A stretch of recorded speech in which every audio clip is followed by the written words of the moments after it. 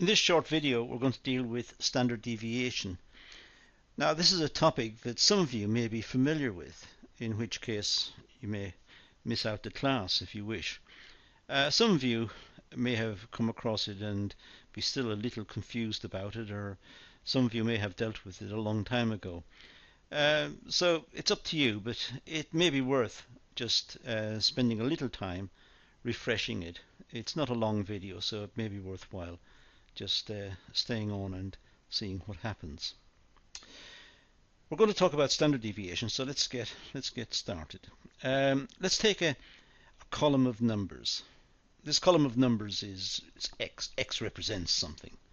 The number of cars sold in a country in a 1 week period, or whatever it is.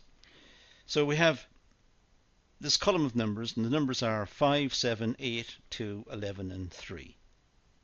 They all mean something, let's say, but we're not going to get involved with whatever they mean. It's just a column of numbers as far as we're concerned, and we want to work out the standard deviation of this set of numbers.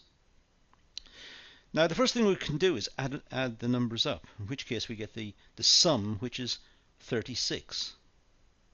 So we add up the column of numbers, we get 36.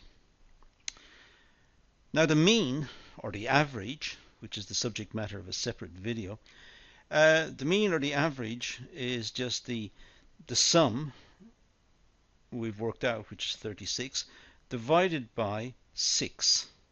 There are 6 numbers here. 5, 7, 8, 2, 11, and 3. That's 6 numbers in total.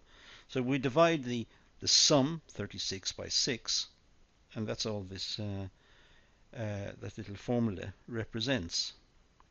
So we have 36 divided by 6, which is 6. Now we've worked out the mean. We have the sum of the numbers and the mean, the average of the numbers. Now if we write down a column with the mean written in each one, with the average written in each one, so we have against each number, the original number, we have written the mean for the whole set of numbers.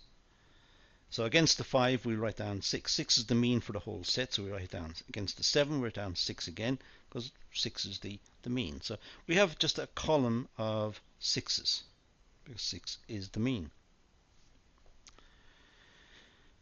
Now if we subtract the mean from the original number, if we subtract the average number, 6, subtract it from the original in the column, so in this case we would start with x in this case is 5 minus 6, and that will give us our first number. So 5 minus 6 equals minus 1. So our new column has a new number, minus 1. All we've done is we've subtracted the mean, the average, from each one. So the second one would be 7 minus 6, which is plus 1, and so on for the rest. We have 8 minus 6, which is plus 2, 2 minus 6, which is minus 4, 11 minus 6, 5, 3 minus 6, minus 3.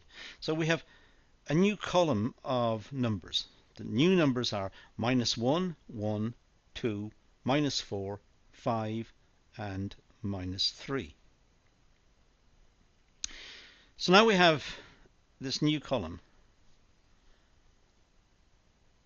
And the thing about this new column is if we add it up, it comes to 0. If we add minus 1, 1, 2, minus 4, 5, minus 3, add those numbers together, it comes to 0. It'll always come to 0. As long as we take the average, the mean, from the original and add them up, it'll always add up to 0. So this doesn't get us very far. It doesn't get us very far at all. So what we need is a way of getting around this problem. We don't want it to add up to 0 because it means we can't do the calculation. We can't work out the standard deviation. So what statisticians have done is very clever. They got around the problem by simply squaring the difference. You see, if we square it, we get rid of the minus sign. We get rid of the negative numbers. They all become positive. A negative times a negative is a positive. So if we square the first one, minus 1 times minus 1, we just get 1. Get rid of the negative sign. 1 times 1 is just 1, obviously. 2 times 2 is 4.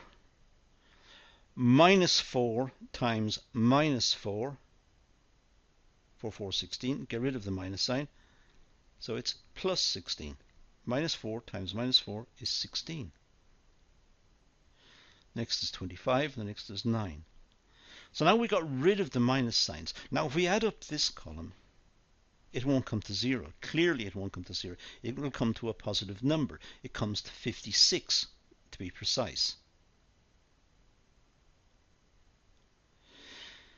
So we've got rid of the problem of getting zeros. And we have got a number which reflects the original column. The original numbers were 5, 7, 8, 2, 11 and 3. This 56 is linked to it. It's linked via the processes we've gone through here. We've worked out the average, the mean, subtracted it from the original, now we've squared it. So we're still using the original numbers. So this 56 is related to the original numbers. Now the standard deviation, well, we've almost got it here. It's that number we've got, which is the summation. I'll just put the cursor on the screen for a moment. This symbol here is the summation. It's the Greek letter for S. S for sum. So it's the summation of x minus the mean squared, and we just take that and divide by the number. So our number here is 1, 2, 3, 4, 5, 6. So n is equal to 6. When we do that, we got 56 divided by 6, which gives us a standard deviation of 9.33. So what we've done is we've worked out the deviation around the mean. We have an original set of numbers. We know what the mean is, and now we've worked out the deviation around the mean. And that's how we work out standard deviation. That's the process that we work through. Of course, nowadays we would simply just enter the numbers on a spreadsheet and ask the spreadsheet to work it out for us. And indeed, if we have a lot of numbers, we've got very big columns of numbers, that's probably the most efficient way to do it. But it's also important to understand what's going on, what's happening exactly.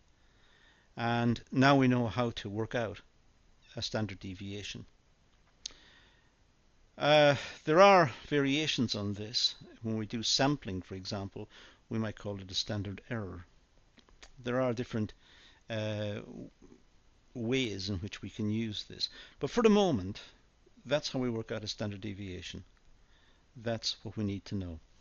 And that's all I'm going to deal with in this video. So, thank you for watching.